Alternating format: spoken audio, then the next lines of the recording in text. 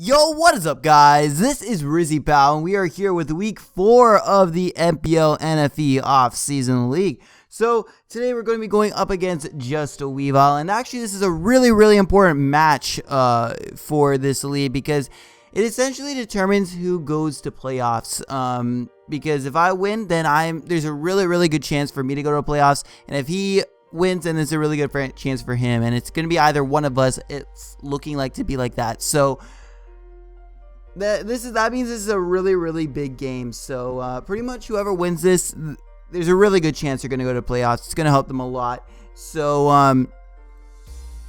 I built this team with Tom, and I'm just going to talk about it a little bit right here. We got like a mixed defensive Marshtomp. It's for rocks. It also got the Rindo Berry, so it also has Avalanche as well, so it can revenge kill his Servine if needed to and stuff like that. So it's a really cool mon. Next mon, we got a Scarf Archon, which is the first time we're bringing Archon this season, and it's a Scarf Archon. We got like U-turn, Stone Edge, knockoff.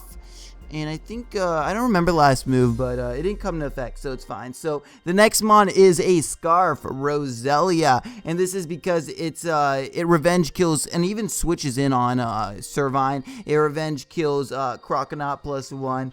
It hits his team so hard with like Leaf Storm and Giga Drain, Sludge Bomb. He doesn't really have a proper switch in. And then my next mon is Girder. I have a Cobalt Berry Girder because when I was building this team, I thought we were a little bit weak to Yanma. So this is kind of a nice check to Yanma, Cobalt Berry, which is pretty cool. It's also bulk up as well, so that's also another nice thing. Now we got Electabuzz, which has 4 moves and Life Orb, so it's just Volt Switch, Thunderbolt. We also got Psychic because I really want to hit that Nidorina, and I think our last move is Hidden Fire Ice, or it might be Focus Blast. I don't remember off the top of my head. And then the last mon is our new member for the team. The first time we are bringing it, we traded off Hippopotamus to Tactical Monkeys a week ago, and this is the first time we are using the beautiful Spritzy. So yeah, we have Spritzy, and we're running a Calm Mind variant, and I actually based the whole team around this. This is the first thing I thought of when building the team. Actually, Tom thought of this one, but Calm Mind, Spritzy destroys this team. It even beats Lairon 1v1 because Lairon does only like 30% with Iron Head to us, and so we set up on Lairon. We set up everything on his team essentially except like Croconaut, but we still beat Croconaut. If we are at like +1 or +2, we can take it out, and especially if it's weakened. And the only thing that's a really big problem to this Spritzy is actually his Nidorina. So he does have a Nidorina, so my plan is just going to be able to get rid of that. My plan is to get rid of that and then try to sweep with it. So that is the plan, and let's get started with this battle right about now. So we're battling Jack, and he led off with Lairon, actually try to get up his rocks. I'm going to lead off with my Marshtomp, and Shiny Marshtomp. Finn is in the house. He's just doing whatever he wants, and I'm going to go for the EQ first turn just in case. I want to punish him in case he went for Rock Sword away. Plus, he does not have a switch in to EQ at all except for Servine. That thing is going to get weakened, and I would like to know what kind of Servine set that is and stuff like that. So he's going to switch out. I almost went for Avalanche right here because the Servine switch is actually pretty obvious, but I decided to go for my Stealth Rocks because I want Stealth Rocks on my side of the field. Okay, you got it on my side, and I'm on his side. All right. It's Gucci. Alright, so I'm going to switch out to Servine because I know I can take a hit from him, and then I can proceed to Sludge Bomb and destroy his face. So he's actually going to go for a substitute, which is kind of unfortunate because now he's going to be able to see that I am Scarfed on this next turn. So I'm going to go for the Scarf. I'm going to go for the Sludge Bomb right here, destroy his sub, and now he knows I am this Scarf variant, so he's going to switch out because he knows he can't outspeed, and even though he can kill me with a Hidden Power Fire, he doesn't want to die, man. He doesn't want to die. It makes sense, man. He's going to switch out. And I'm actually going to predict that double right there. And I'm going to go out into my Marshtomp right over here. And I guess he switches out. I forget what he switches out into. I would think I was... what was I predicting? I was predicting... oh, the Lairon. Yeah. So the Lairon came out. And I didn't want this thing to like get up. I don't think I was expecting the Lairon. I don't remember exactly. But the Lairon's right over here. And he's just going to go for a Roar, which is unfortunate, and I'm gonna be dragged out into my Electabuzz, and that is, I didn't know what I should do because I could have gone for Volt Switch, but he does have that Electrike, and I was kind of expecting that to switch in. Plus, if he didn't want to switch in, I was kind of expecting him to go for Roar if he just stayed in, which he did.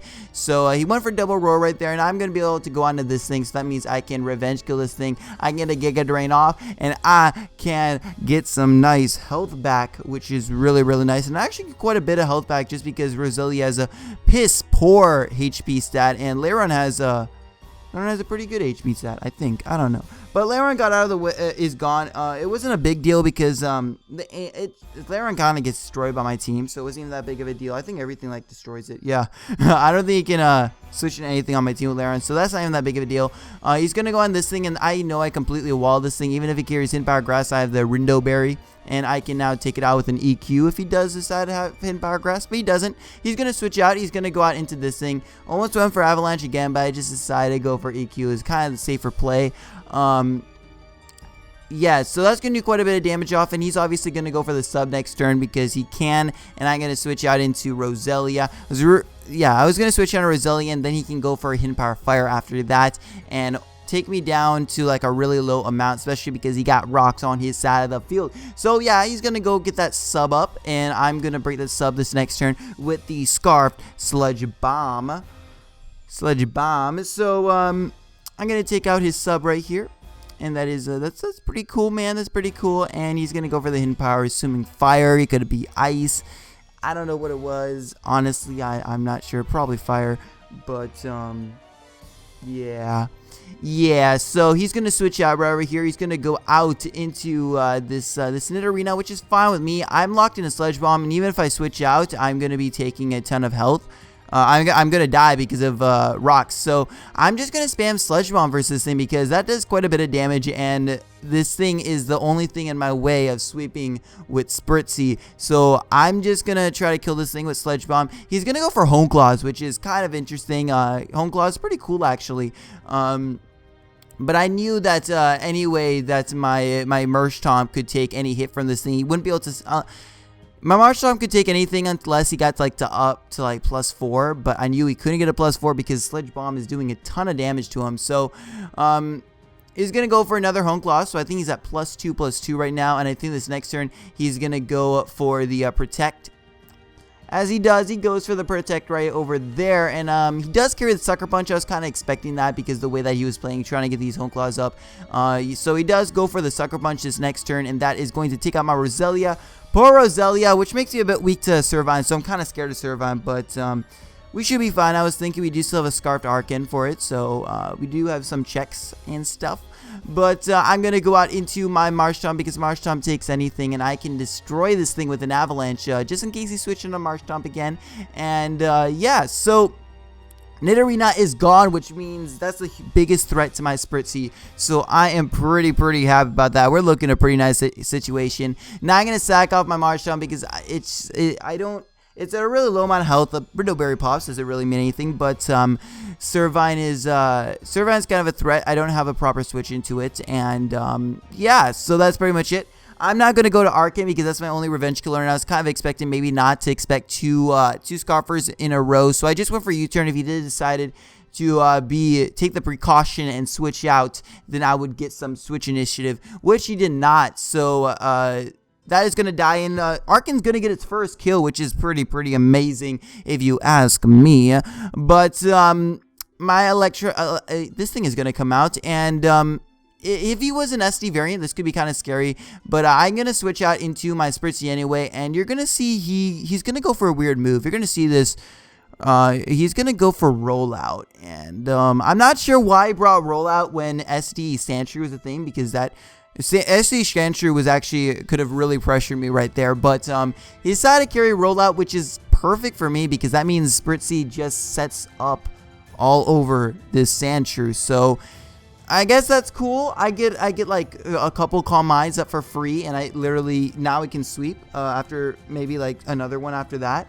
So all he has left right now is this this Sandshrew right here. He has Croconaut and he has Electrike, so I'm not really scared, and I go for Protect, so Rollout just got reset, so I'm not really scared about Rollout. He was locked into his move, so he was forced to just watch me set up while he was going for rollout. So not sure why exactly carried rollout. That was kind of cool, I guess.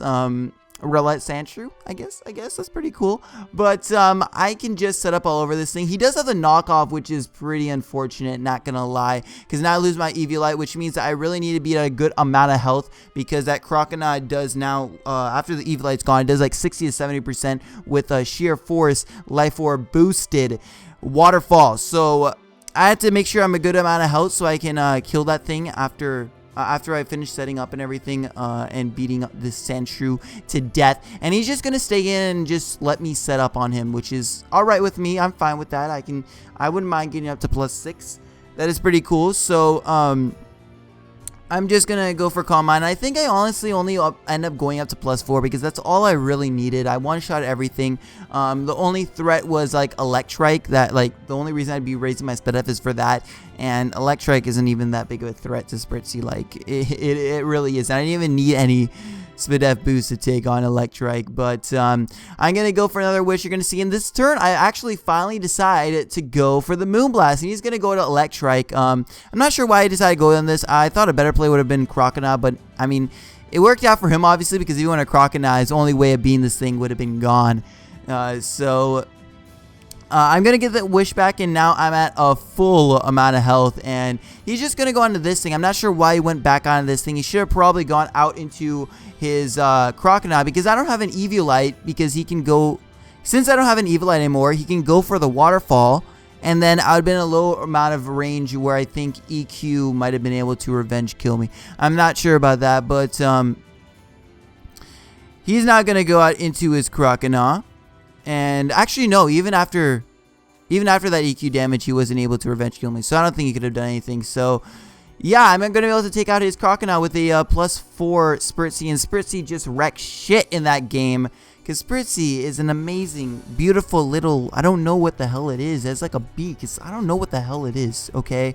But Spritzy is bae, okay? Spritzy just came through. Unfortunately, Girder did not get any kills, and that kind of sucks, because Girder was a #1 MVP as after week 3, because it has 9 kills, and Piloswine's right behind it. So if Piloswine gets any kills this week, it's Girder's probably going to be moving down to #2, which is pretty unfortunate. But, you know, it is what it is. We still won the game 4-0, which is really, really nice, because now there's a really good chance you're going to go to playoffs, and you know what that means? I'm going to become the champion.